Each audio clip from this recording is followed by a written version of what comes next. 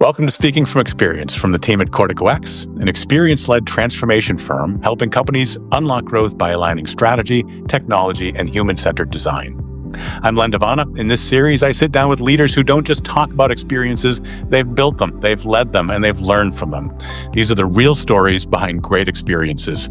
If you like what you hear, please follow the show, leave us a review, and check out the show notes to learn more about CorticoX. Let's cue the jingle and start the show.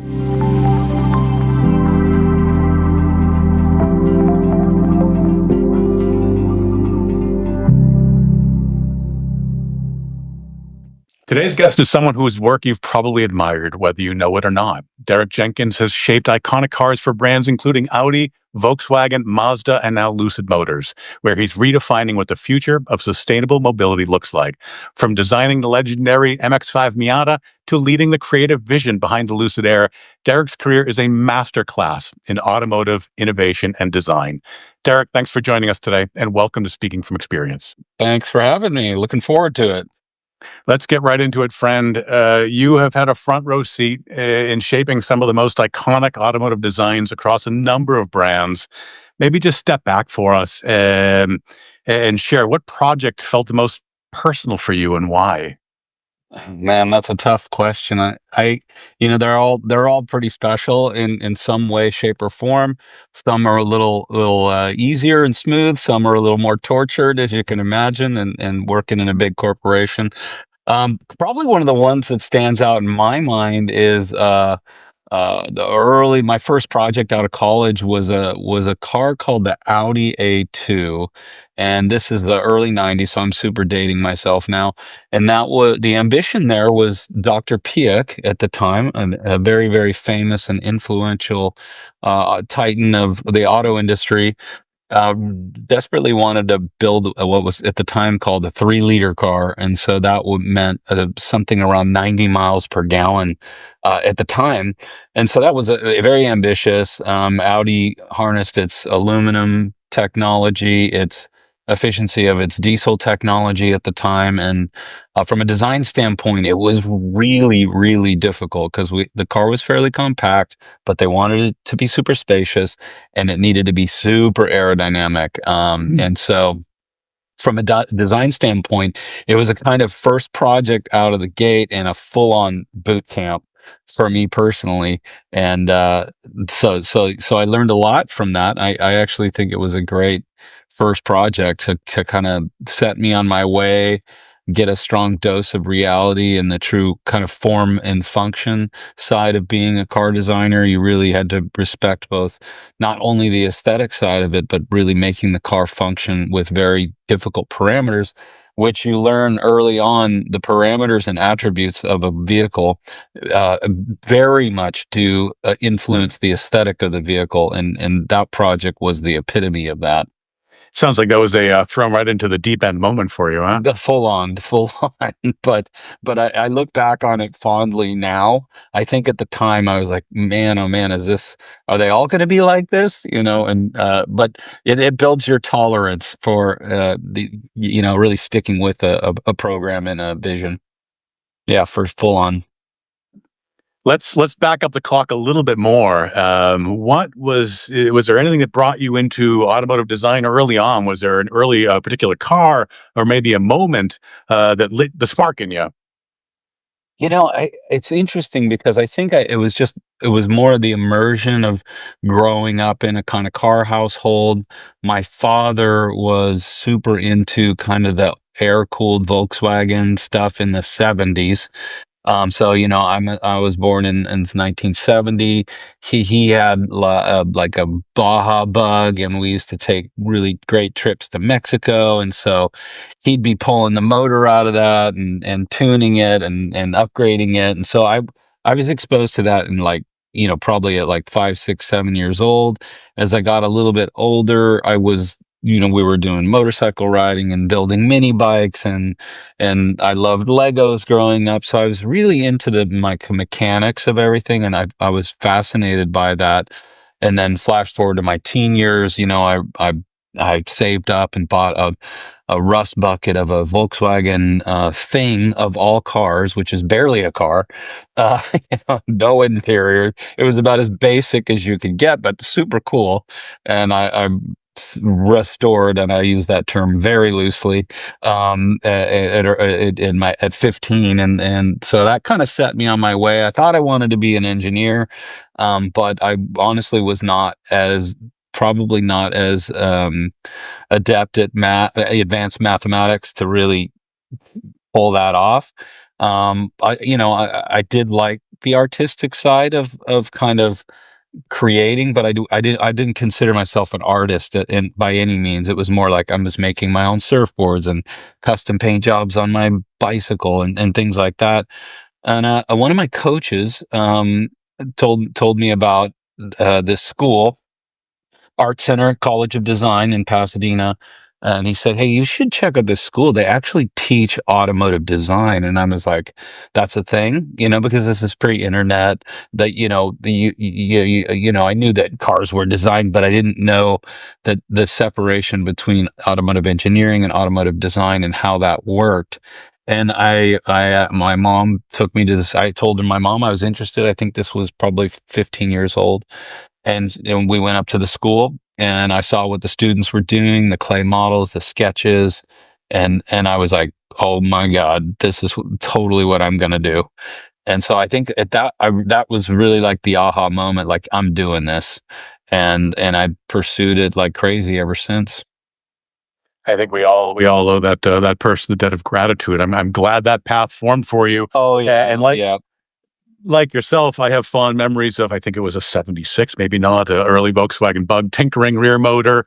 You could hear it coming just before you smelled it coming. Those were good times, huh? Yes, yeah, I really was, and I was lucky because I grew up in Orange County, Huntington Beach, Newport Beach, Laguna Beach. It's really like car culture central, and I think as a kid, you don't even realize it. In hindsight, it's like, "Oh my God, I was so fortunate to grow up in a place that was a combination of not just a beautiful place, but lifestyle, beach culture, surfing, skating, cars." It was like I was so fortunate, and that was also and still to this day has probably shaped my design taste in many ways. Let's pivot, friend, a little bit to customer experience and how experience can intersect with product. As you know, the best automotive designs don't just look good; they feel good. They feel good to live with. When you think about design, how do you balance aesthetics, function, and the emotional experience of the driver to help inform or influence your designs? Yeah, I touched on that a bit a minute ago with like attributes, the design of the vehicle being in harmony with the vehicle function and attributes or these kind of experiential aspects of the vehicle. And oftentimes that's a really hard balance to strike because the expectations in modern vehicles is extremely high. When you think about how the automobiles evolved over the years, where it basically just needed to be spacious and have basic utility, then it needed to have safety, then it needed to have more efficiency and more performance. Now it's like, oh, I need to be able to order my Starbucks, So it's like the demands is incredible, and even the smallest inconveniences can really turn off a customer. And so balancing those things can be very challenging, because there's parameters all over the place, together with vehicle legislation, on the crash side, both inside the car, outside the car, visibility, you name it. The safety legislation is quite exhaustive, and logically so. It's super important to have a high expectation of safety in any vehicle, let alone a Lucid vehicle. So I think that's just understanding those parameters early on in the project. For us at Lucid, be on the safety side of things, we were very focused on interior space and volume. Um, versus a given external footprint of the vehicle. And we're very focused, obviously, on aerodynamics to establish that world-class efficiency, and more importantly, that range and usability and confidence that comes with that. And then the in-car experience is also a huge parameter with respect to screen layout, feature sets, ergonomics, ease of use, so on and so forth. So each one of those things is a set of design parameters that we, even from the earliest creative stage, we're considering. It's important for the designers to have freedom, but it's also important for the designers to understand what it is they're designing towards, because we say it's a clean sheet project, but it's never a fully clean sheet project, because you have certain goals and objectives from a functional standpoint, and designers are equal parts problem solvers as well as stylists, making the car look great. And so I emphasize that to a great extent for my team. You just make me reflect on the level of detail that goes into everything. Some cars today are using an iPad and everything is there. Others are very tactical. I've spent a lot of time behind the air of a Lucid Air, and I think the balance between tactical or tactile buttons for climate control, as an example, and that digital interface, there's a perfect balance there. But I think it's easy for myself or for people as consumers to get lost or to lose just how complicated each tiny, minute little decision is going into the design of an interface. Yeah, it is a big part of interior design. I would argue it is the biggest part of interior design, and is fact the fastest moving um, uh, I guess in many ways, the fastest moving aspect of modern car design is the interior, and the just movement and evolution of in-car infotainment interaction and user experience.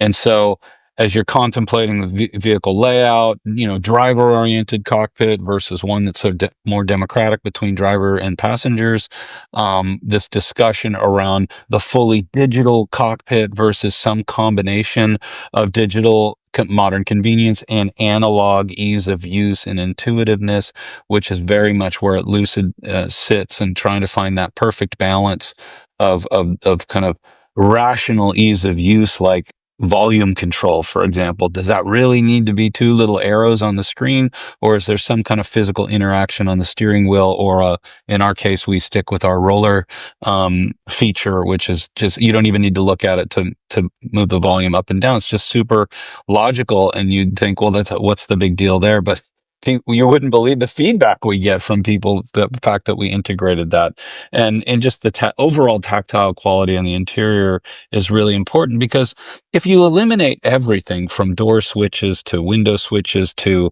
volume control, you're really left with just an instrument panel with a screen sticking off of it. And I feel like at a certain point, the consumer wants more. The space still needs to be inviting and look great, and have a perceived level of value. And to do that, you have to balance materials as well as the digital.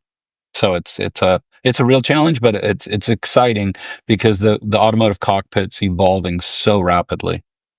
Well, I just and we'll put up a picture of Lucid Interior as we go, but I'll hand it to you, because I think the balance is for you and your team is perfect. The iPad on wheels thing, I have one, but it just doesn't give the same emotional enthusiasm when driving the car. So Yeah, cheers. and I appreciate that, and the things that are around the corner are going to also influence, because as natural AI powered voice becomes a bigger factor, so maybe those screens can start to reduce. We don't need to display so much information.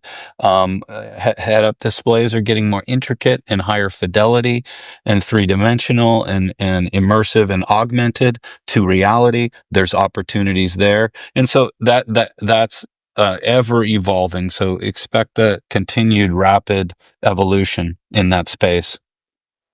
I want to zoom back out for a minute, and then we'll zoom back into Lucid. But you've really been involved with brands at key inflection points. You were with Audi when they were scaling globally. You were with Mazda when they were rebounding to digital-led design strategy, and of course, Lucid launching an entire new EV category. How do you design for brand evolution while while keeping hold of the authenticity of the brand?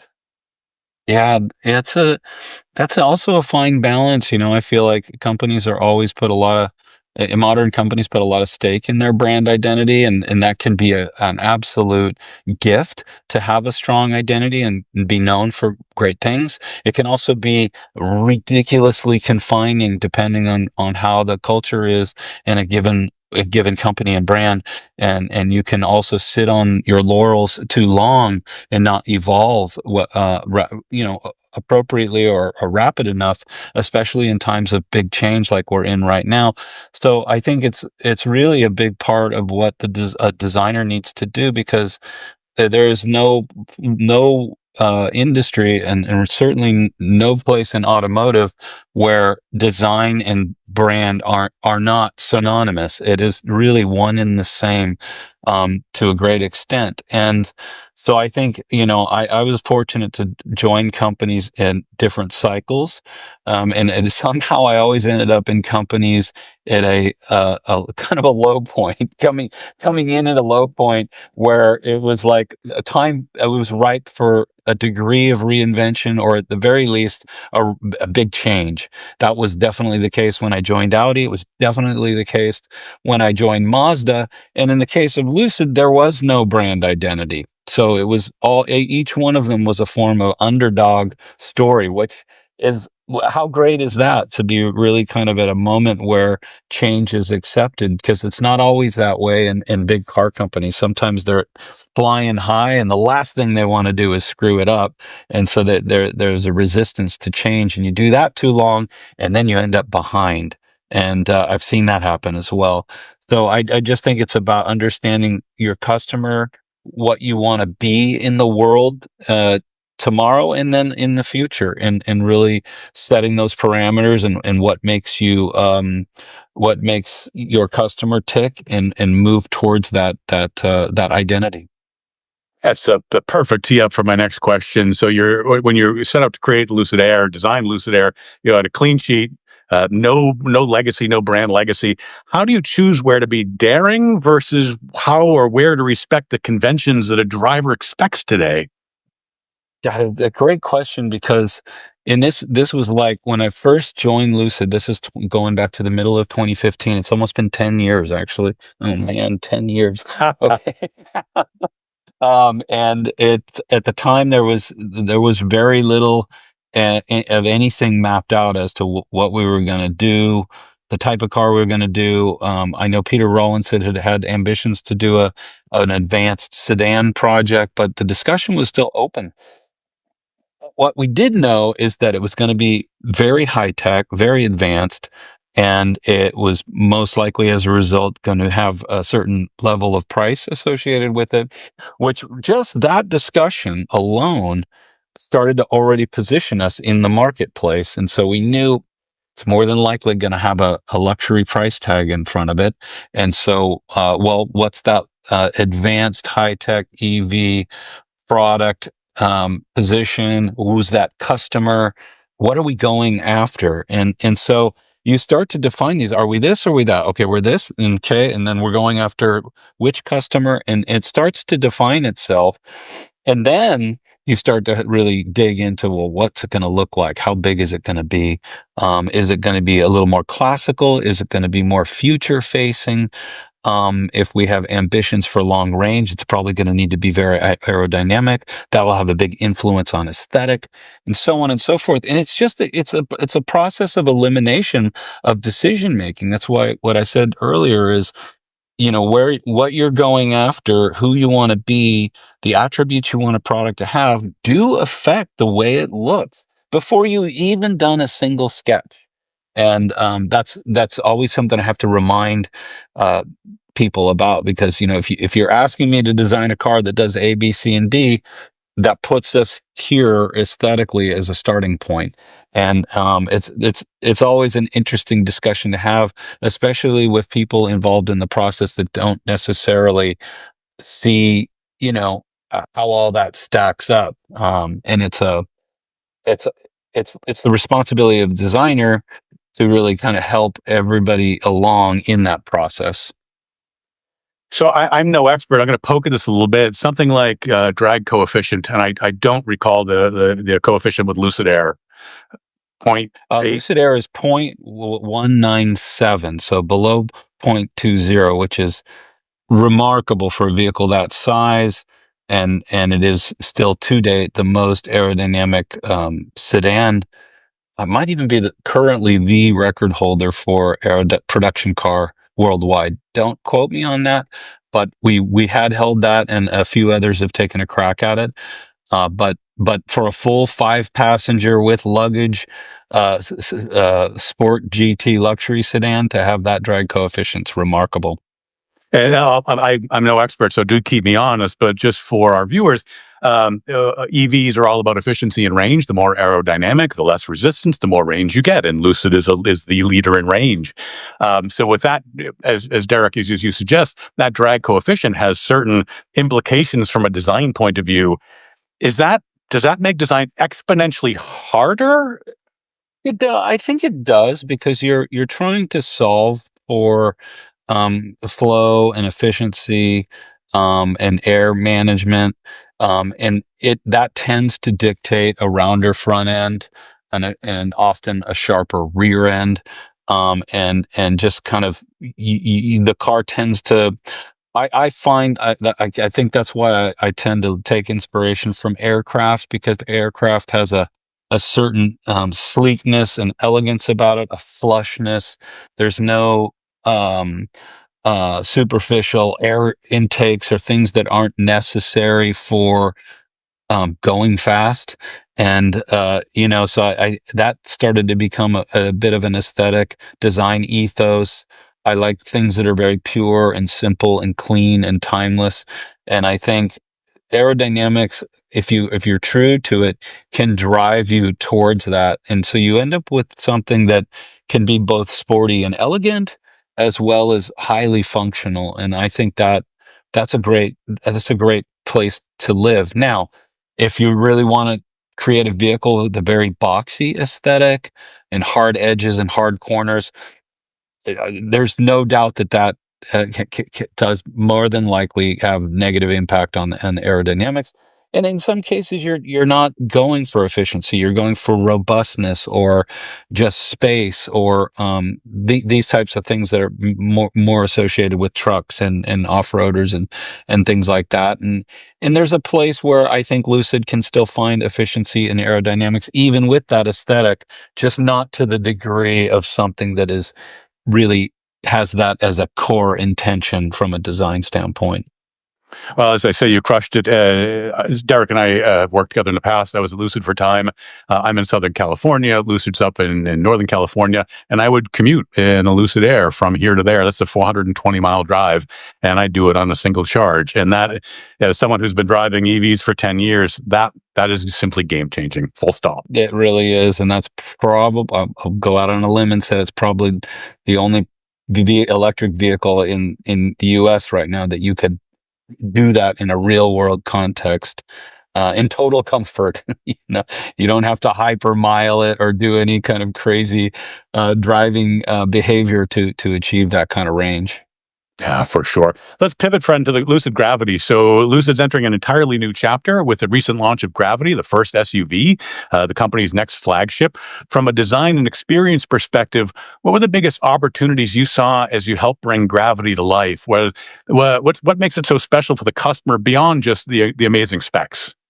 Yeah, this was such a wonderful project to work on. I've been a SUV customer for decades now, and I've always been fascinated with it as a category, going all the way back to even the '80s, when you had your first kind of Range Rovers and Cherokees. Always loved those vehicles, and watching it evolve, the segment evolve through the '90s and 2000s and beyond. It's just had a rapid evolution, and it's accelerating. It's splintering, or I call it mutating, into all different shapes and sizes and price points, and it's a super dynamic category. What we found researching that and looking at that and looking being honest with our own experience with SUVs is no matter what, there always seem to be some major compromise with SUV ownership, especially when you talk about a three-row vehicle that is most often the primary household vehicle for a family, or even not just a professional family with no kids, because whether it's lifestyle, gear, boards, skiing, dogs, kids, there's always this expectation for lots of flexibility, and then you end up often in a really large vehicle that's cumbersome, heavy, inefficient, not so much fun to drive, but has lots of space. On the flip side is if you want to something a little bit more high performance in the SUV category, it's typically a little bit smaller and not as spacious, but is fun to drive. And so we were really looking at how do we get these best of all these attributes of range, fun to drive, power and performance, space, flexibility, and utility, performance on and off road. How do we get that all in a single vehicle? And that was the brief for the project, and we really dove into that, and I think achieved some remarkable attributes across the vehicle, and still managed to make it very, very elegant, sporty, and usable on a daily basis. The early reviews are outstanding, so you and your team should be quite happy with that. I'm going to pivot to experience for a second, but friends, if you're enjoying the show, please do follow along. Leave a review for us if you don't mind. It helps us get more eyeballs. The show is all about customer experience, and I'm going to pontificate for a minute on the traditional automotive buying experience. Derek, keep me honest. Folks may or may not know this. The traditional OEMs don't sell to consumers. They sell to a dealer network. And then that dealer network takes the cars and sells it to the consumer. As an experience, as someone who really has a strong passion for experience, that is really complicated. The brand loses control of the message. You can lose control of your pricing. Customer dissatisfaction towards a particular dealer, as an example, reflects in the entire brand. It's a very complex model. We've been dealing with it for decades now. Lucid, and Derek, I know you were involved in this early on, completely reimagined the buying experience. They're a direct consumer brand. You go on a website, you order a car, you pick up the car. There is no middleman. There's no negotiating. There's one throat to choke, so to speak. So you didn't just rethink a car, you rethought the entire ownership experience. From the moment a customer visits a showroom or configures online, everything feels different. What were some of the design principles behind the experience, the evolution or the definition of that experience? Yeah, yeah. I mean, you know, to kind of back up on what you were saying, this importance of having control and being connected directly to the consumer was paramount from day one, and we knew that we wanted to take the electric car to the next level. And in order to do that, we needed our own technologies. We needed to create our own technologies, especially around what makes the vehicle move: the battery, motor, inverter, all the software that runs the vehicle. That is all created in house, and so we needed to make sure that the experiences that come from that are properly communicated. If a traditional car company has an electric vehicle, they're selling you that. They're telling you that they have the best gas car in the world, and then if they sell an electric car, they're also telling you they got the best electric car in the world. And it's like those things are often talking against each other, if you're really honest. And I think that having that direct connection with consumers, we can really explain exactly what makes our cars great and why there's a true benefit to that over a traditional internal combustion vehicle. And then they get to experience that, and it's an aha moment. And so that was the number one reason to have a direct sales approach. Beyond that, it's the overall customer experience. It's being able to have a seamless order process, being able to talk directly to the consumer about features and trim levels and every aspect of it. And then things like over-the-air updates, which is something that we do increasingly often, just to be able to bring new feature sets to the consumer immediately. And I just think that that's been especially in these formative years as people are just learning about us, has been a big part of growing and cultivating an enthusiastic owner base or fan base. And I think we'll continue down that path for the foreseeable future. Yeah, the direct consumer model, to me, if I had a magic wand, I would wave it and have the entire industry get there, because it is the only model. From a consumer perspective, it's all that makes sense. It is. I agree. It is also not easy, if we're completely honest, because it's like you have to build up a sales organization, you have to train people. If you're a mom and pop or a larger organization that has done that for years through multiple franchises, you have proven methods that work to move product, right? And so, when you take that all on from scratch and you're launching a new brand and you need to bring awareness, that it's a tall order. I'm not going to lie. But I think we've learned a lot along the way. And now, we're really at a place where we're starting to see the payoff from it. For sure, for sure. Moving away from that model is the right thing. And just again, for our experience, folks in the audience that are passionate about experience, the challenge in that traditional model is the brand does not have a direct connection to the consumer. They are a step removed. So even things like customer data, you may or may not have access to it. So I'm just, and I won't pontificate on the direct to consumer model, but it is the way of the future. When you move away from that, what freedom and what responsibility does that bring to a design leader when reimagining a customer journey? It's interesting because I think for us, what was important is that the when you talk about a retail space and ordering online, that meant we took kind of that touch and feel aspect of the retail space really serious. That meant we had to do a lot of storytelling, and much more so than if I'm brand XYZ that has been around for 80, 100 years. We really had to like get our story out in the open, make it tactile, make it informative, make it engaging and entertaining, and then make sure our retail representatives also know what makes this company special, what makes our cars special, so they could speak to that. Because quite frankly, we get people rolling in, and I'm not going to lie, some of them drive Teslas or they drive a Mercedes Benz, and they walk in and so what's special about a Lucid?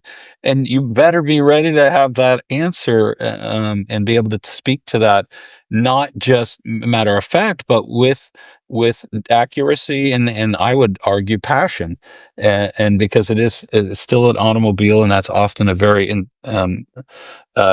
emotional consideration.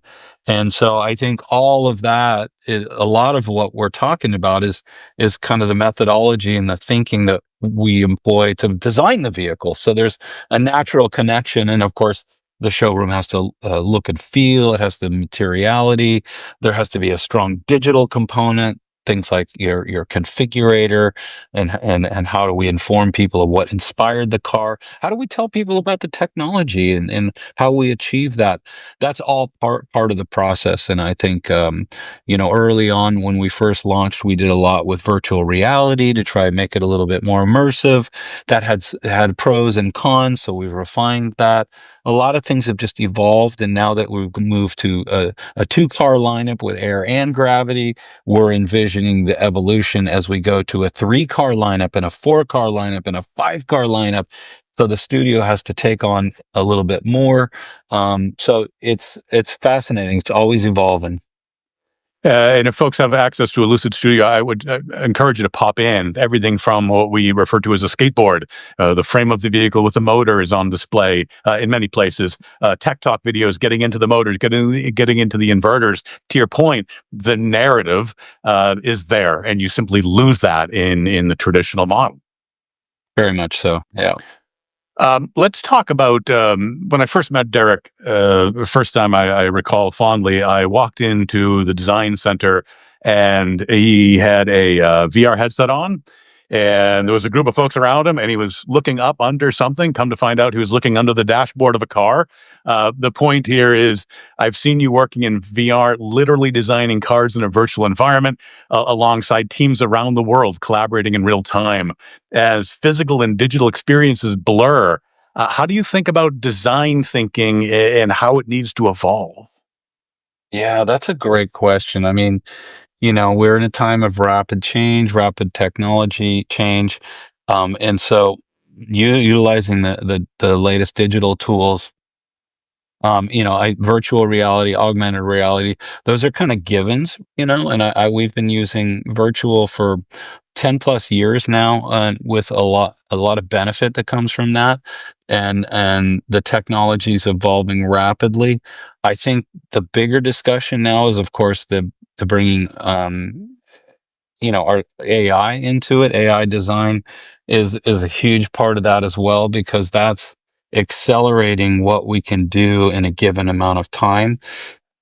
But I'm also keen to make sure that we don't fall into a iterative trap, where every design studio is using the same tools and essentially getting the same output. I still think that ultimately curating design, knowing what you stand for, knowing that this direction is better than this direction for this company. It's like a director of a movie directing actors to act a certain way. You could take a dozen actors and they could deliver things a dozen different ways. And it's up to the creative vision of the leadership to say that is us and that isn't us. And I think if you relinquish that to technology or to an AI engine, that's a really risky game. And I'd hate to see automotive design as an artistic endeavor go down that road.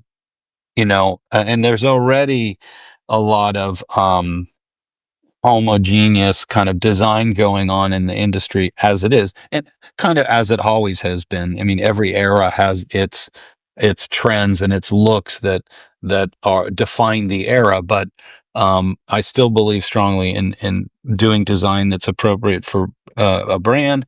And I personally believe it's up to designers um, to push design as far as they can and still make a product that is commercially successful. Because you can go too far with design. You can alienate potential buyers as well.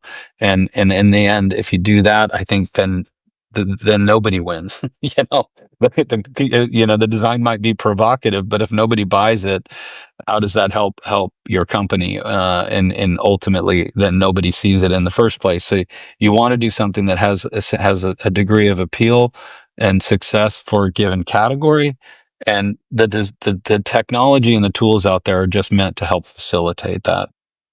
I'm going to poke at that a little bit more. I've got a lot of friends who are creative types, and like much of the world right now, we're looking at AI and saying, "Oh my goodness, it's going to take all of our jobs." Um, we know that AI can create endless designs, but what role does that human-centered experience, really the soul of a brand, play in automotive design moving forward? What does that balance look like? Yeah, I think it's really goes back to that brand discussion. It's really about what's the emotion you're trying to create. Is the car smooth and sensuous and liquid? Is it something more technical and sharp and faceted?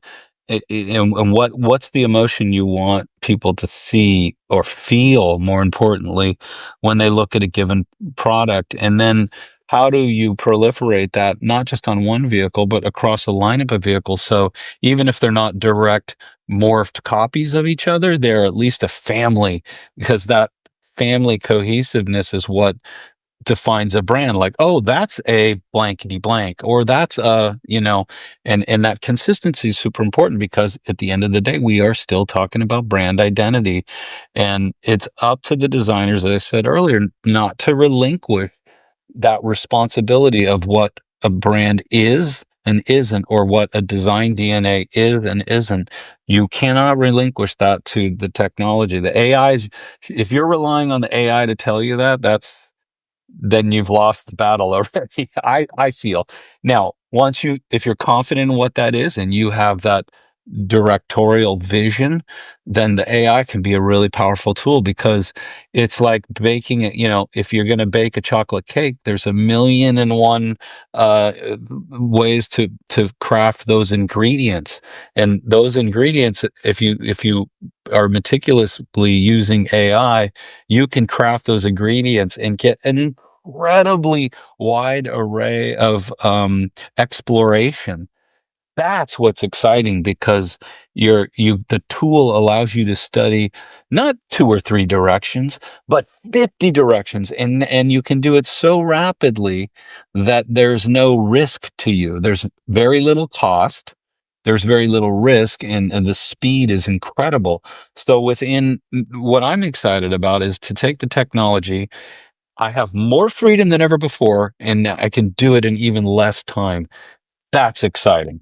Yeah, I agree. It's a rough analogy, but I equate it back to the early days of the web. There was a resistance to, wait a second, this thing's new. This is going to change everything. And at the time, my belief was there's going to be those who embrace it and learn how to leverage it as part of their day to day, and those who resist. And the folks who embrace will accelerate forward. I think it's very similar. Yeah, I think in every creative field is going to be faced with this, and I focus on that a lot because I know a lot of graphic designers and a lot of photographers and I think it's imperative that everybody learn the tools quickly, and the people that are most proficient at the tools are going to have the most. They're going to have the most value in the marketplace. It's as simple as that. Long term, I do worry about the job of X number of creatives being done by X number of creatives. That there is a risk of that, and I don't even have the answer to that. But what's happening will change everything, and you have to kind of embrace it. I just want to see automotive design continue to be an appreciated art form ultimately. For sure. Derek, I'm going to get us over the finish line here with a couple of tough questions for you. We're going to put up an image of one of your most iconic designs, the Mazda MX-5 Miata. Most drivers know that for its driving joy. What's the story that we don't know? Oh gosh, the MX-5 Miata, that was a fascinating project. And it was also, I go all the way back to my teen years in 1986, 87, when I first saw the Miata concept, or a pre-production car in Orange County, and was blown away. It was kind of affirmation at that point. I'd already decided to go into car design, but it was affirmation that what a great time to get into automotive design. And flash forward years and years and years later, to be working at Mazda when it was time to create their fourth generation MX-5 was just, again, sheer timing and a lot of luck that I joined the company right at that time. Probably the biggest thing people don't know about that is, at the time, I would argue that the Miata was at they were at their third generation car, which was a very good car, but sales were way down. I would argue that the image of the car in North America was probably at a little bit of a low point. The average buying age was well into the mid 60-year-old for that consumer, and it was just kind of seen as maybe perhaps a little bit out of date, but definitely not the coolest, hippest car on the road at the time. And it was unfortunate, because you'd go to the racetrack and you'd see all these, you know, people racing MX-5s, and even the third generation, and it's this awesome track car, but on the street it didn't have that image. It wasn't as aggressive, it wasn't as quick, or known as being as sporty as some of the modern sports cars that were on the road. So, even our design team did like a lot of research, and we would go to like Cars and Coffees around Orange County near the development center. We'd interview people. Hey, what do you think about MX-5? You know what I mean? And it was always the same thing. It's like, well, they're good on the track, but the car's not sporty looking enough. It's not, aggressive enough. And this is coming from people that are driving BMWs and MX-5s and Lotus Elises and cars that look how they perform, you know? And because the MX-5 still had a really strong kind of nostalgic quality to it, I felt like it was kind of underselling what it was actually capable of. And that became the narrative for the discussion. Let's make sure the car communicates in a modern context what it can actually do. And that's obviously an important part of, in my opinion, good design is the car communicates its worth, its intent, its capability. And so the fourth generation car was decidedly more grounded, a lot more stanced, a lot more aero elements for downforce, and just a little bit more, I would call it snarky and aggressive without being superficial or over styled, or it's not trying to tell you that it has 500 horsepower because it doesn't have 500 horsepower. It's a light, precise driving instrument, and the MX-5 had to stay true to that ethos because it's been like that from the beginning. It was sufficient power, lightweight, agile, and very, very precise. And that's what makes it an enjoyable driving vehicle versus just going fast in a straight line. And I don't know. I'm super proud of that vehicle. It's certainly not all my work. It's an incredible team of people that were in the US team. And that was a collaborative effort with the Japanese team because ultimately they're the ones that had to get the project over the finish line to produce it in the factories in Japan. The design is the narrative. Interesting. Very much. Last bit here, our fast lane 5 for you. This is speed dating. Favorite design ever? Yeah, that's a tough one, but I'm gonna go with the car that's just was an obsession as a child, and even to this day. In fact, I think I don't go a day without looking at the classifieds, and that's the Lamborghini Countach. Makes sense. Yeah, Most can't escape it. Can't escape it. understood. Most underappreciated car?